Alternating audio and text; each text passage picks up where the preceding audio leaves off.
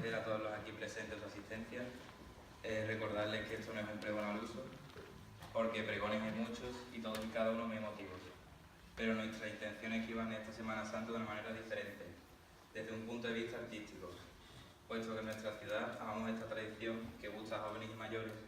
Hemos decidido cambiar este año el formato de esta reunión de cofrades y mostrarles los inicios del cristianismo hasta lo que hoy en día vivimos con nuestras hermandades, y en concreto en esta época del año con la Semana Santa.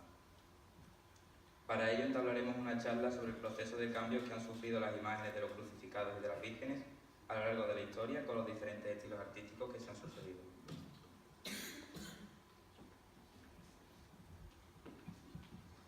Comenzar diciendo que todo esto no sería posible sin la asignatura de Historia del Arte, la cual estamos muy entusiasmados de cursar, en la que hemos aprendido a apreciar el significado intrínseco de una imagen, lo que el autor quiere transmitir con ella y el periodo artístico al que pertenece. Curiosamente, en la imaginería religiosa se aprecia de forma clara una evolución histórica en la manera de concebir a Dios y en la representación del Cristo y la Virgen. Mi compañero Antonio Pérez nos va a introducir en los fascinantes pero amargos comienzos de la iconografía cristiana durante el Imperio Romano, las cuales darán lugar a las primeras representaciones escultóricas del románico.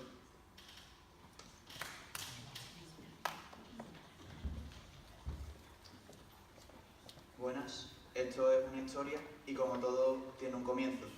Inicialmente nos remontamos al siglo III después de Cristo, cuando tras la difusión del cristianismo por todo el Imperio Romano, estos primeros cristianos no eran admitidos y fueron perseguidos. Ante esta situación, estos primeros cristianos tuvieron que huir, ya que se les oponían diversos castigos. Entre muchos, uno de los peores era morir en el Coliseo devorados por las bestias, que conocemos bien tras nuestro último viaje a Roma. Para poder llevar a cabo sus ritos religiosos, utilizaron las antiguas catacumbas romanas, abandonadas tras la explotación minera de sus recursos. Sin embargo, para poder representar al Santísimo, aparecieron sus símbolos, los cuales estaban alrededor de toda la catacumba y que servían al fiel para poder tener presente a la persona a la que seguían y en quien confiaban para poder alcanzar la salvación y un lugar en el paraíso al lado de éste. Comenzaron por unos panes y peces, como podemos ver, representando el milagro de la multiplicación de los panes y los peces que realizó Jesús. Además, por su significado en griego, ya que contiene las palabras Jesús Cristo, Hijo de Dios y Salvador. Esta imagen era representativa de Jesús, sin mostrarlo como hombre, para que no fuera reconocible por los romanos, aunque luego pasarían a mostrar a Jesús como hombre, a partir de una primera evolución de su iconografía. Seguidamente, encontramos la pintura de El Orante, que es una de las primeras representaciones de la Virgen y el Cristo, la cual permitía a los fieles tener una imagen aproximada de ellos, aunque no hubiera ninguna descripción de ella ni de Jesús. La Virgen se muestra como un personaje sin signo de santidad, ya que al principio no se la conocía como santa y la total importancia y atención recaía sobre Jesús, el cual se encuentra en el centro de la obra. Está representado como una figura orante, con las manos y la vista elevadas al cielo, haciendo un llamamiento a Dios y mostrando su confianza y fidelidad en Él, pues seguirá su voluntad hasta el final, con una gran devoción. De esta época, la obra más representativa y más conocida es El Buen Pastor, que podemos ver a continuación, ya que como no sabía su descripción, le retrataron como un pastor que guiaba a las ovejas descarriadas para retomarlas al buen camino, como en las parábolas del Evangelio de San Lucas. Nos muestra de este modo la forma de actuar y vivir de Jesús, siempre pensando y dando su atención a los pecadores y necesitados en un mundo en el que no se les reconocía ni ninguna atención ni consideración por sus valores. Él, de esta forma única, rescataba a los pecadores y les hacía ir por su camino para alcanzar la salvación que Dios les tenía preparada y prometida. Este es el ejemplo de todo cristiano, tanto nuevo como antiguo, y así lo mostraban a ellos y esperaban que ese valor llegara a nosotros. Podemos apreciar por todas las últimas imágenes un trazo firme en la que a partir de ese trazo firme se es capaz de formar una imagen de gran belleza y que es capaz de representar la intención primordial de Jesús, la ayuda y la entrega a los demás, que va siempre por encima de lo tuyo propio, lo que le convierte en un modelo a seguir para todas las culturas y en uno de los modelos de toda la historia del arte, con sus múltiples representaciones de su vida y su camino hacia la cruz y hacia un mundo mejor. Sus autores son desconocidos, ya que deberían permanecer en el anonimato para no ser descubiertos por los romanos, y aunque sus obras fueran descubiertas, no pudieran identificarlos. Sin embargo, estas obras son relevantes para la historia, ya que nos muestran el arte realizado durante los primeros tiempos del cristianismo por los fieles, y nos permiten admirar su talento y su concepción de Cristo, que irá evolucionando para convertirse en la imagen que tenemos actualmente y a la cual rezan nuestros corazones y espíritus en este tiempo final de Cuaresma. Tras el edicto de Milán, en el año 313, el emperador Constantino el Grande se convirtió al cristianismo y dejó de perseguir a todos los cristianos, convirtiéndose así en un hermano más para ellos. Como nosotros ahora nos vemos, haced el favor de miraros los unos a los otros. Todos estamos unidos por nuestra fe en este tiempo de gozo y alegría para nuestros corazones. Su principal cambio fue cuando pudieron elegir su lugar de reunión y cogieron el modelo de la Basílica Romana, antiguas bolsas de comercio y tribunales de justicia, que pasaron a convertirse en la estructura de la Casa de Dios, donde acogerían a todos los nuevos fieles perseguidos por los romanos, que hubieran consagrado su fe y se hubieran bautizado, declarándose así seguidores de Cristo. Además, ésta estaría esperando para poder acoger a los nuevos bautizados, una vez hubieran realizado este sacramento. Estos nuevos lugares de culto se convertirían también en el nuevo lugar donde residiría toda la imaginería de los cristianos y donde irían evolucionando, perfeccionando sus técnicas y mejorando su calidad estética y expresiva, hasta convertirse en las obras contemporáneas que todos admiramos, y que embellecen cada rincón de esta nuestra ciudad con su dulce, sereno y tranquilo andar, por encima de nuestras expresiones de admiración y devoción a ellas. Pasó un tiempo hasta que volviera a destacar la labor imaginera, concretamente hasta el siglo X, en el que daría comienzo un nuevo periodo artístico, llamado románico, hasta el siglo XII. En este periodo cabe destacar un cambio en las iglesias, ya que comenzaron a aparecer las iglesias de peregrinación, donde los peregrinos iban a adorar a las reliquias y lugares que éstas poseían. En nuestro caso, encontramos Santiago de Compostela, en Galicia, que simboliza la tumba del apóstol Santiago. De aquí podemos apreciar el pórtico de la gloria, como aparece en la imagen, donde se aprecian las características de este tiempo, que luego pondremos para ver cómo afectaron a nuestros crucificados.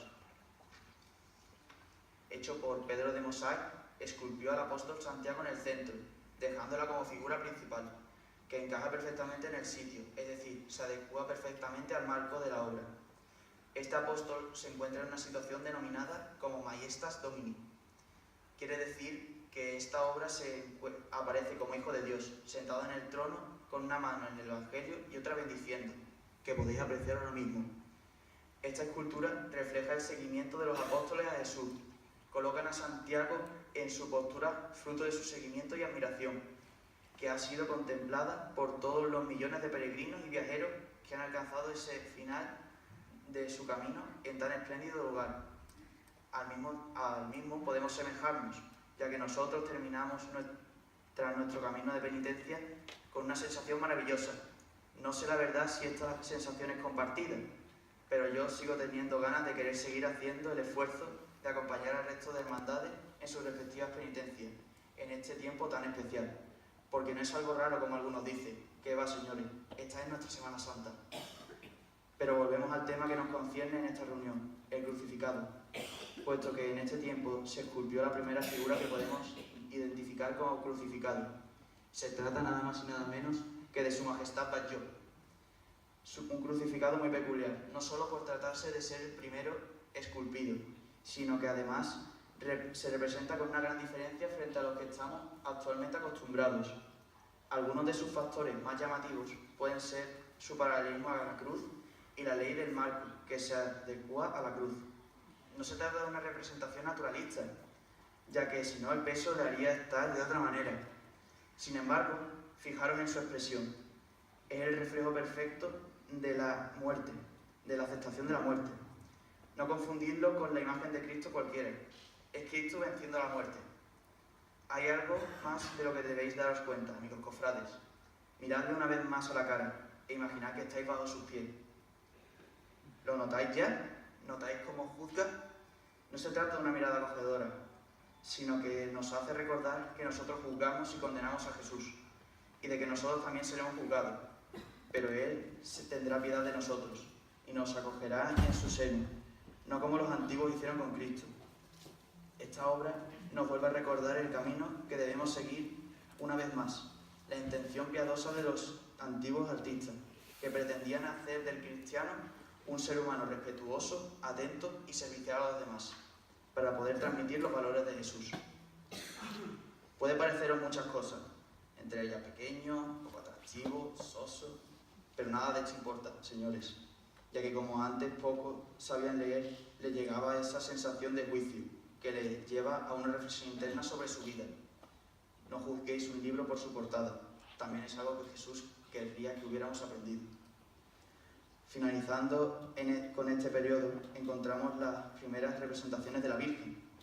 Y me pregunto, ¿quién no querría conocer el comienzo de esas exuberantes y flamantes figuras que aparecen en el palio, acompañadas de hermosas flores y luminosas joyas y vestidos, representando a los sentimientos de cada hermandad y todos los católicos? Pero que quede entre nosotros, ya que los protestantes no saben lo que se pierde. Observad, no se trata tampoco de aquellas vírgenes a las que estamos acostumbrados, ya que aparecen como un trono del niño Jesús, no como madre que sufre debido a una falta de relación maternal. Hay un escaso estudio anatómico y falta de expresión, pero esto tiene un porqué. Recordemos, estamos ante la Madre del Señor, que fue madre sin pecado original. Ninguna mujer es comparable a la Virgen, de modo que la hicieron de forma que ninguna mujer pudiera parecerse a ella, ya que no era concebible que la Madre del Señor tuviera una representación, digamos, especial. He aquí el porqué de su apariencia, y aunque hubiera varias vírgenes, todas representaban lo mismo y tienen el mismo significado. Junto a ella, como antes dije, se encuentra el niño Jesús.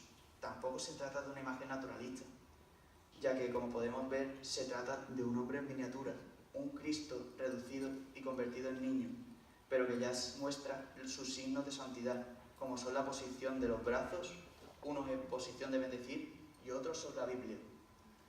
Este fue el comienzo de las vírgenes, que ocupan y ocuparán un papel fundamental en la vida cristiana, la tradición católica y, como no, nuestra Semana Santa, donde muchas personas demuestran su devoción y alegría al verlas pasar con saetas, flores y olés desde todas las calles sevillanas. En Sevilla hay muchas cosas que te llenan el alma.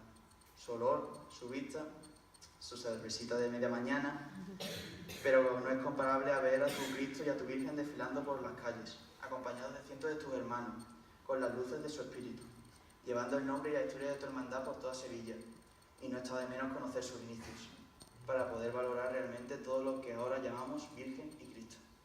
A continuación, mi compañero Fidel seguirá con esta evolución artística en el siglo XIII, con la iconografía más relevante del arte gótico. Muchas gracias por vuestra atención.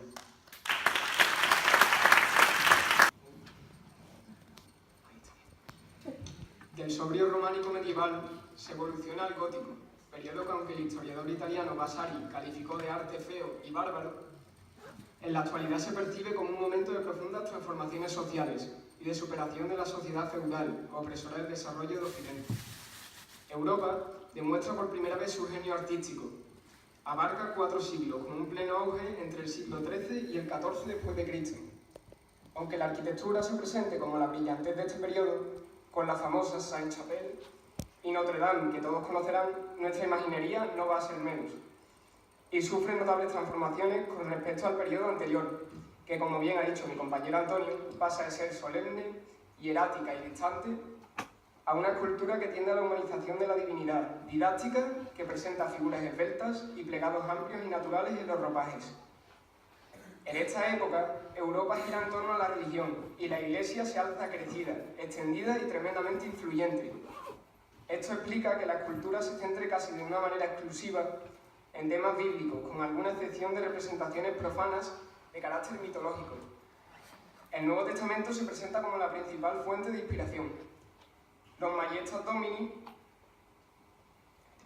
los Majestas Domini del juicio final que aterrorizaban a los peregrinos del siglo XI y que probablemente hacían llorar a los niños, no me vayan a decir que no, es suplantado por el Veo Dios, perdón por mi pronunciación, pero el francés es regular, por el Veo Dios, mejor, un Cristo aparecido en Amiens que el historiador Pillon calificó de gentil hombre. Este Salvador, que invita a entrar en el templo, es un claro apreciativo de la humanización divina que antes comentábamos. Mediante el Cristo crucificado se quiere reflejar al Hijo del Hombre, un Cristo que por primera vez sufre. Se pasa de la túnica previa a los inicios del paño de pureza, que posee abundantes pliegues y que reducirá su tamaño aún más incluso en el barroco. El cuerpo no está rígido, sino desplomado y cae como algo pesado. Se desplazan las caderas, con lo que se consigue el movimiento, y se rompe de una vez por todas con el dichoso plano de frontalidad. Los brazos ya no están pegados a la cruz, y la corona es de espinas, y no de rey, clavada en la cabeza entre un cabello largo que cae a mechones. Las obras se presentan con mucha sangre en las heridas de la cabeza y el costado. Se persigue una realidad escalofriante, que se ajusta más con la pasión y el sufrimiento de Jesús. El crucificado impacta al contemplarlo, y se pretende que cause un sentimiento de arrepentimiento y perdón en el fiel de la época. Esta fórmula fue empleada en Andalucía en una brillante serie de crucifijos medievales llamados dolorosos, en los que prima el sentimiento sobre la anatomía. Sus representantes más hermosos son los siguientes. La imagen que estamos contemplando es el Cristo del Cementerio, que se encuentra en la localidad de Gibraleón, Huelva. Es una obra anónima, salida de algún taller sevillano a finales del siglo XIV. La herida del costado proclama que está muerta. Se muestra sensible al martirio y el dramatismo aflora en su rostro. Este es el Cristo de la parroquia de San Pedro en Sanlúcar la Mayor, quizá el más conseguido de todos los de este periodo, dado su deliberado estudio anatómico, su detallismo y su maestría en la talla. Jesús se muestra en los últimos resquicios de vida, contrayéndose y adoptando una forma excesivamente forzada que refleje el triste y tétrico instante. Este otro es el Cristo cordobés de las Mercedes, que sigue la línea de los anteriores, pero del que me gustaría resaltar la tremenda expresividad del rostro, los grabados de la cruz y la menudez del cuerpo. La Virgen gótica también sufre un cambio significativo con respecto a la románica. Aunque se la culpe en menor medida que a Cristo, esta toma ahora un papel relevante y se le otorga importancia a su persona. Como hemos visto, en el románico la Virgen se concebía como trono de Cristo y no existía una relación maternal entre el niño y la madre. Ahora podemos apreciar en la Virgen Blanca de la Catedral de Toledo, que es esta, perteneciente a la escuela francesa y esculpida a finales del siglo XIII, que la figura es esbelta y los gestos son fraternales. El pequeño le da una caricia a su madre y ésta le devuelve una sonrisa. La sobriedad y la superioridad que se querían transmitir con las vírgenes románicas se han dejado atrás. Ahora bien, del gótico se pasa al Renacimiento, uno de los periodos artísticos más brillantes de la historia, que elevaron la arquitectura, la escultura y la pintura a cumbres difícilmente superables. Surge en Italia y se desarrolla en dos siglos, el XV y el XVI. En España es más tardío, a variar un poco, desarrollándose únicamente en el XVI. Se trata de una vuelta a los valores que el ser humano había perdido tras el mundo clásico. Renace el pensamiento grecolatino, los valores éticos y los estéticos. Es un arte cristiano, pero adaptado a un no pagano. Ya que nos estamos centrando en las tallas de la Virgen y del Cristo crucificado, únicamente os voy a mostrar una imagen de este periodo, pero que condensa magistralmente esa vuelta a los valores clásicos. En este magnífico Cristo de la Minerva, del genio florentino Miguel Ángel, no podía ser otro, se refleja la escultura griega y romana, adaptadas al cristianismo. Volviendo a España, este seguramente os suene más. Es el Cristo de la Fundación, imagen titular de la Hermandad de los Negritos. Es obra del imaginero Andrés de Ocampo en el siglo XVI. El paso del gótico al renacimiento se percibe en la sencillez realista y naturalista que hacen de la talla una composición armónica y proporcionada. La expresividad es acertada, pero sin excesos, como los que veremos a continuación en el barroco. Podría decirse que el crucificado renacentista es un paso previo al expresionismo desgarrador propio de las imágenes barrocas. Este es uno de los pocos crucificados tallados en el Renacimiento, ya que en este periodo se apuesta por nuevas composiciones, como el busto del Ecce Homo del reconocido escultor Juan de Junio.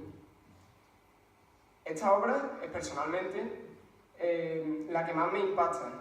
El escultor presenta a Cristo al modo de los bustos clásicos, con la dignidad y magnificencia de un emperador romano, al mismo tiempo que profundamente triste al conocer la muerte violenta que le espera. Con una imagen magistral, con una magistral expresión facial, con la cabeza ligeramente inclinada mientras clava su mirada en el espectador, y la palidez del rostro, el autor refleja una persona agotada que está cargando con un enorme peso. Con una obra tan cargada de emoción y tan expresiva, no veo mejor momento para introducir a mi compañero Antonio, que nos va a hablar sobre el momento cumbre del expresionismo en la imaginería, el barroco. Muchas gracias.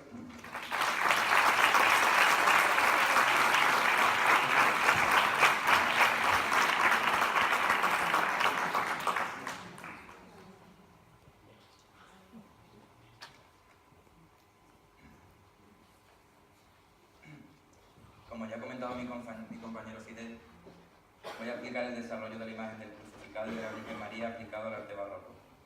Antes de comenzar, es de vital importancia nombrar diferentes datos de este estilo para situarnos correctamente en la línea temporal que ocupa. Este movimiento cultural y artístico se desarrolló en Europa entre finales del siglo XVI y principios del siglo XVIII. En España, y concretamente en la imaginería sevillana, se presenta el Cristo de la Veracruz, esculpido a mediados del siglo XVI de autoría anónima, como transitorio entre el Renacimiento y el Barroco, ya que la forma en la que se dispone el crucificado es muy similar al Cristo de la fundación expuesto por Fidel, pero los gestos faciales son más expresivos, algo que aumentará durante los siguientes años. La imagen barroca es la prototípica de nuestra Semana Santa, por lo que podemos encontrar numerosos ejemplos de crucificados de este modelo en nuestra ciudad.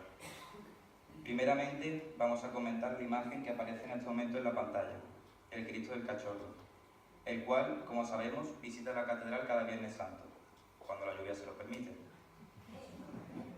Este Cristo es la pura imagen del sentimentalismo, el Cristo más humano, tan humano que, como cuenta una leyenda sevillana, Francisco Antonio Ruiz Gijón lo esculpió en 1682, representando con perfecta similitud la expresión de un gitano apodado el Cachorro en el momento que expira tras una reyerta.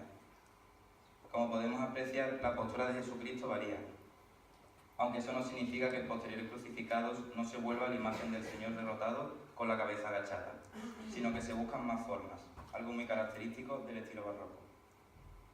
En este caso, encontramos en el Cachorro a un Jesucristo con la cabeza mirando al cielo, implorante, y como hemos explicado anteriormente, realizando uno de sus últimos alientos de vida. La imagen no solamente cambia de posturas con el barroco, sino que también trae figuras de mayor tamaño, como la imagen que está siendo comentada, la cual tiene un tamaño de 1,89 metros. El paño de pureza que cubre la desnudez del Señor deja de tapar el cuerpo, como en la Majestad Batlló, o las piernas, como en la imagen gótica del crucificado, para dar paso a la exposición de los glúteos y piernas y todo el resto del cuerpo, con el fin de resaltar las características físicas de Jesucristo. Ruiz Gijón muestra a la perfección el cuerpo dolorido de Jesús, con ríos de sangre por el cuerpo, unas rodillas totalmente ensangrentadas y unas costillas muy marcadas. Continuamos dejando atrás Triana y cruzando el precioso puente que lleva su nombre. Llegamos a la iglesia de la Magdalena, donde encontramos el Cristo del Calvario. Este magnífico crucificado fue realizado en 1612 por Francisco de Ocampo, de 1,65 metros de altura. Su hechura se inspira en la obra de Martínez Montañés, El Cristo de la Clemencia. A pesar del gran parecido, existen dos diferencias entre el Cristo de Ocampo y el de Martínez Montañés. Mientras que el segundo está sujeto a la cruz por 4 clavos, el primero lo está por 3, de manera que se acentúa el patetismo de la imagen. La segunda diferencia es que el Cristo del Calvario es un crucificado ya fallecido, con el cuerpo totalmente cedido a la ley de la gravedad. El Señor ha sido derrotado, y para acentuar la imagen de dolor, Ocampo deja sus ojos entreabiertos, algo que solamente apreciaríamos situándonos a los pies del Señor. Por el contrario, el Cristo de la Clemencia continúa vivo, pero también muestra la imagen del Señor derrotado, muy cercano a la muerte. Proseguimos en la Magdalena. Ahora vamos hasta la capilla de Montserrat, una capilla bastante pequeña, donde encontramos uno de los crucificados más altos de Sevilla. 1,92 metros de altura tiene el Cristo de la Conversión del Buen Ladrón. Realizado en 1619 por Juan de Mesa, este Cristo no muestra la posición natural de todo crucificado caído sobre la cruz, sino que muestra a Jesucristo levantándose de la cruz con mucha fuerza. Además, apreciamos que tiene la cabeza erguida y la boca entreabierta. Esta posición representa el momento en el que Jesús le dice a Dimas, el ladrón arrepentido: hoy estarás conmigo en el paraíso. Pero algo que llama la atención de este crucificado es su impresionante parecido con el Señor del Gran Poder, lo que provoca que sea llamado el Gran Poder crucificado, aunque el Gran Poder fue esculpido por Juan de Mesa un año después, en 1620. En esta imagen podemos apreciar este parecido. Son Cristos muy expresivos, de gran tamaño y con el pelo posicionado de la misma forma, cayendo una mata de esto en la parte derecha de la cabeza. Además, encontramos entre ellos notables similitudes de los rasgos físicos de la cara, como la expresión de dolor y el movimiento de la ceja que provoca ese sufrimiento. Juan de Mesa realiza entre 1618 y 1620 otros dos crucificados que brillan en nuestra Semana Santa. Uno de ellos es el Cristo de la Buena Muerte, quien es venerado por todos los hermanos de los estudiantes. El imaginero cordobés nos muestra a Jesús muerto en la cruz, con un estudio anatómico perfecto, muy realista. El cuerpo está totalmente desprendido de la cruz, acentuando la sensación de dramatismo tras el fallecimiento de Jesús. Y en segundo lugar, encontramos en la Iglesia del Salvador al Cristo del Amor, otra imagen del Señor fallecido, fuertemente expresivo con claros rasgos anatómicos de un cadáver. Además, la corona de espinas viene tallada a la cabeza por el propio Juan de Mesa, algo que se convertirá en habitual en toda su obra. Para finalizar con este estudio de los crucificados sevillanos, es de vital importancia explicar que el barroco es un estilo que no paró en el siglo XVIII en nuestra ciudad, sino que actualmente continúa. Y esto ha ocurrido así porque este estilo tan expresivo y sentimental es el que mejor representa la pasión de Cristo. Hoy en día podemos encontrar al gran escultor Luis Álvarez Duarte, del cual tenemos dos grandes crucificados. El primero que vemos es el Cristo de las 5 llagas. Representa a Cristo crucificado en el momento en el que se inicia el proceso de su descendimiento de la cruz tras haber muerto. El cuerpo de Cristo cuelga del brazo de la cruz, en relajación post-mortem, sujeto a ella con 3 clavos. Y el Cristo de la sed, en actitud de súplica, ejerciendo un gran esfuerzo. Jesucristo tiene sed y así lo comunica a los soldados romanos. Como observamos, aunque hayan pasado siglos, las imágenes no han variado en emotividad, expresividad ni sentimentalismo. En definitiva, el barroco no ha sido suplantado por ningún otro estilo artístico en nuestra Semana Santa. A continuación, proseguiré con la imagen de la Virgen María y el barroco. Como podemos observar, destaca la profunda evolución de esta, desde sus primeras representaciones en la pintura mural del paleocristiano, pasando por la Virgen hierática del románico y por una Virgen más cariñosa durante el gótico, hasta la Virgen barroca. Las características básicas son las mismas respecto al crucificado de este estilo: realismo, expresividad y profundidad en los sentimientos.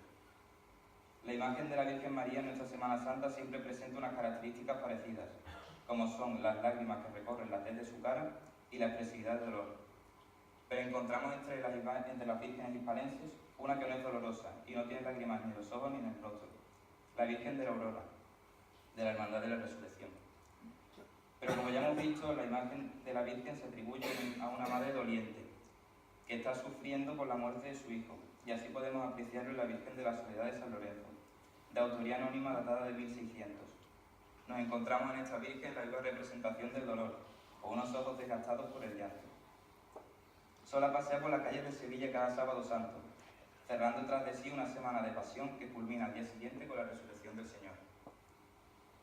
Fuera de nuestra Semana Santa, en la de Córdoba, encontramos una dolorosa esculpida por el ya varias veces nombrado Juan de Mesa, llamada Nuestra Señora de las Angustias, imagen de gran calidad que muestra las habilidades del maestro cordobés, no solo en el campo de la imagen de Jesús. Y como no podía ser de otra manera, Finalizo mi intervención con la Señora de Sevilla. Venerada por todos sevillanos y sevillanas, aún recuerdo la devoción por esta Virgen de una gran mujer, que vivía en el portal 21 de la calle Rubens, muy cerca de San Lorenzo, y la llevaba cogida del brazo hasta la Basílica por la calle Feria. La Virgen de la Macarena es la imagen de la perfección, una belleza que hoy en día nos atrae a todos. Destacar que la cara es asimétrica, como podemos observar en el arqueamiento de las cejas, la comisura de los labios o el resalte de las mejillas. Puede datarse hacia 1680 y está atribuida al taller del escultor sevillano Pedro Roldán. Entre los nombres que se han señalado para su autoría se encuentran Juan de Mesa, Benito de Ita y José Montes de Oca, además de su propia hija, la Roldana. Pero por desgracia, hasta este momento parece que nunca conoceremos el autor de esta magnífica imagen. De ninguna otra mejor manera podemos finalizar mi intervención, con la imagen de la Macarena a mis espaldas. Por mi parte, muchas gracias por su asistencia, dar las gracias a la directora, a las hermanas de la Caridad de Santa Ana y a todos los amigos que nos han venido a ayudar y a todos los que habéis asistido. Muchas gracias.